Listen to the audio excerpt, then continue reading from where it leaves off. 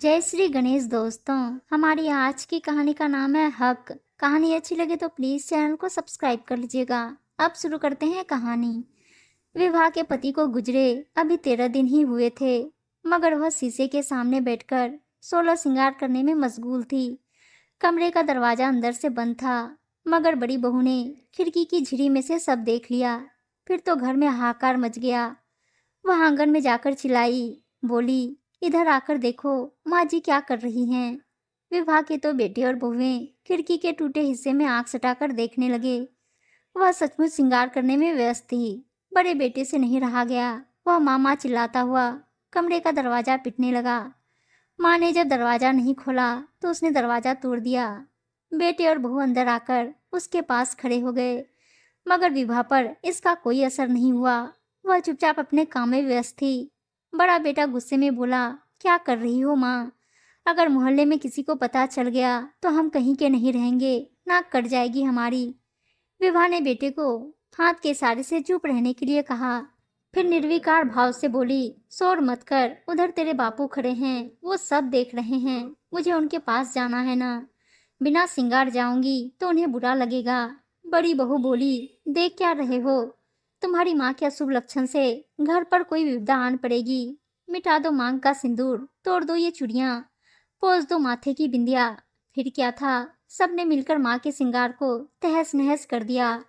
चूड़ियां तोड़ दी गई। मांग का सिंदूर मिटाने के लिए सर पर पानी की बाल्टी उड़ेल दी गई। विभा कुछ न बोली न चिल्लाई।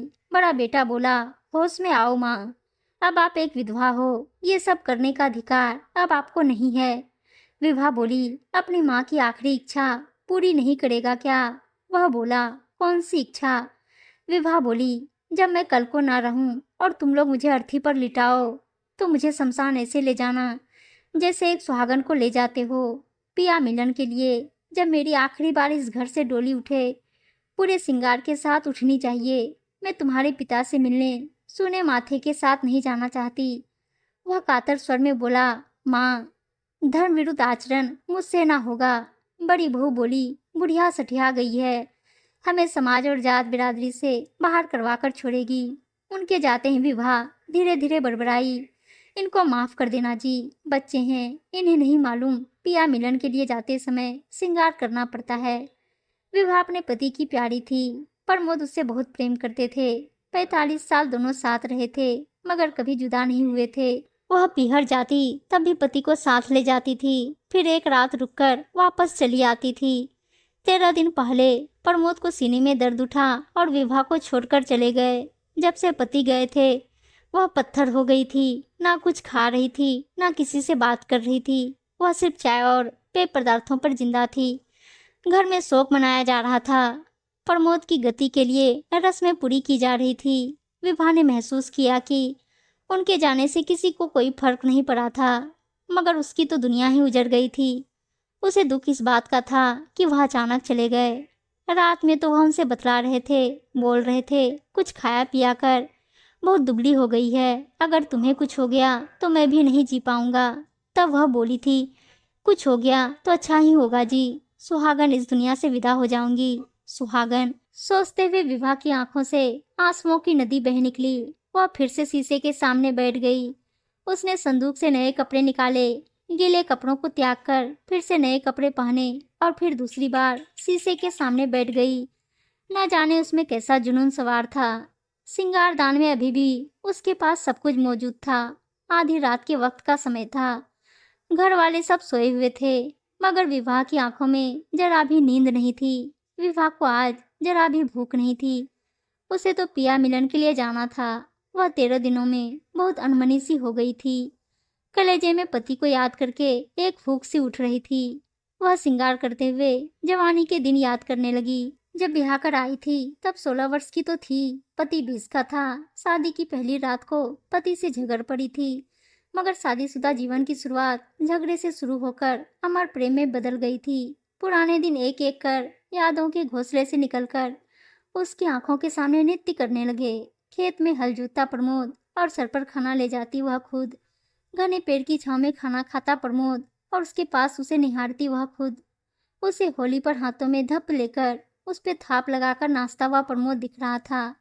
और वह घर की मुंडेर पर बैठकर उसे निहार रही थी। धोती कुर्ते में बाका नौजवान प्रमोद उसकी आंखों में बस गया था, जो ताउम्र निकला ही नहीं था।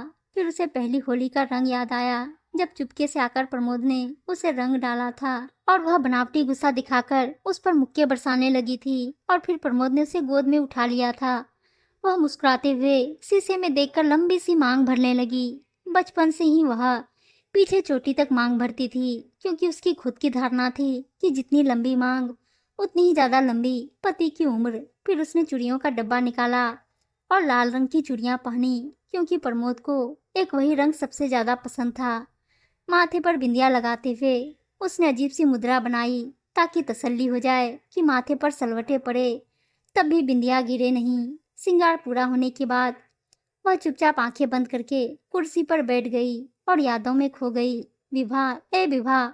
उसे लगा जैसे प्रमोद उसे पुकार रहा हो। वह बंद आंखों से ही बोली, क्या है जी? फिर उसके कानों में आवाज पड़ी, थक गई क्या? वह बोली, हाँ थक गई हूँ, जरा हाथ पकड़ लो ना। प्रमोद ने उसका हाथ थाम लिया था। उसने बंद आंखों से ही एक स्पर्श सा महसूस किया। फिर पति का हाथ पकड़कर आसमान की सैर पर निकल पड़ी। सुबह छोटी बहू चाय लेकर सीधे उसके कमरे में आ गई, क्योंकि कमरे का दरवाजा तो रात को ही तोड़ दिया गया था। बहू ने सास की तरफ देखा तो उसके मुंह से चीख निकल गई, क्योंकि विवाह 16 श्रृंगार करके कुर्सी पर आराम से बैठी थी। उसकी आंखें बंद थी, मगर चेहरे पर एक प्यारी सी मुस्कान थी। छोटी बहू की चीख सुनकर सारे घर वाले इकट्ठे हो गए। बड़े बेटे ने माँ का बाजू पकड़कर हिलाया तो उसकी गर्दन एक तरफ लुढ़क गई। बेटे ने तुरंत हाथ की नाड़ी देखी तो पता चला माँ अपनी यात्रा पूरी कर चुकी है। सचमुच विवाह अपना सफर पूरा कर चुकी थी। वह पति की दुलारी थी। पति के बिना उसे सांस लेना भी नहीं आता था, फिर वह उसके बिना कैसे रह पाती? इसलिए एक योगिनी की तरह प्राण त्याग गई थी। बेटे और बहुओं ने विवाह की देह को बाहर आंगन में लाकर सुला दिया था। फिर बेटे रिश्तेदारों को सूचना देने में बिजी हो गए और बहुएं विवाह का श्रृंगार मिटाने में लग गई, क्योंकि वे सब नहीं चाहते थे कि मोहल्ले के लोग विवाह की देह को श्रृंगार में देखकर हंसे। विवाह की देह को नहलाकर अर्थी पर लिटा दिया गया था। रिश्तेदार और मोहल्ले के लोग घर में और बाहर जमा हो गए थे। सभी चाहते थे जल्दी अंतिम क्रियाक्रम हो जाए, ताकि वे वापस घर जा सके। विवाह के तीनों बेटों का 13 दिन बाद दोबारा मुंडन हो चुका था। अर्थी के फेरी लगाकर उसे उठाने का वक्त आ गया था कि अचानक बड़ा बेटा अपनी पत्नी से बोला, माँ का श्रृंगार कर दो, उनकी मांग भर दो, माथे पर बिंदिया लगा दो और हाथों में चूड़ियां पहना दो। बड़े बेटे के इतना कहते ही वहां सन्नाटा छा गया।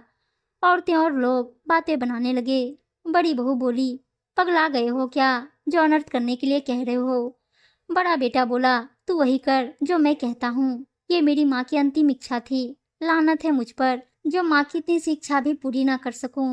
मोहल्ले की एक बुजुर्ग औरत बोली, ये इतनी सी इच्छा नहीं है, बहुत बड़ी बात है। हमने तो ऐसा कभी नहीं सुना कि किसी विधवा की देह में मांग भरी गई हो। एक बुजुर्ग बोले, माँ कह गई तो तुम सदियों से चली आ रही परंपरा ही बदल दोगे क्या? छोटा बेटा बोला, आप चुप रहिए, ये हमारी माँ की देह है और हमारी माँ की अंतिम इच्छा हमारे सर माथे पर है। हम नहीं चाहते माँ अंतिम इच्छा पूरी न होने पर प्रेत योनि में भटकती रहे। पंडित जी बोले, आपस में लड़ो मत। विधवा की मृतदेह का श्रृंगार न होने की परंपरा तब की है जब विधवा विवाह नहीं होते थे। अब समय बदल चुका है। अब विधवा की दोबारा शादी होने लगी है। शादी होने के बाद उन्हें श्रृंगार करने का हक मिल जाता है। विवाह देवी की भी ये दूसरी शादी है। वे पिया मिलन के लिए परम धाम को जो जा रही हैं, इसलिए उनकी अंतिम इच्छा पूरी होनी चाहिए, ताकि उनकी आत्मा को शांति मिल सके। पंडित जी के कथन के बाद सब कुछ शांत हो गया। फिर तीनों बहुओं ने मिलकर सास के 16 श्रृंगार किए। विवाह देवी को एक दुल्हन की तरह तैयार करके परम धाम के लिए विदा किया। उम्मीद है दोस्तों कहानी अच्छी लगी होगी, और अच्छी अच्छी कहानियां सुनने के लिए चैनल को सब्सक्राइब और वीडियो को लाइक शेयर जरूर कर दीजिएगा। धन्यवाद दोस्तों।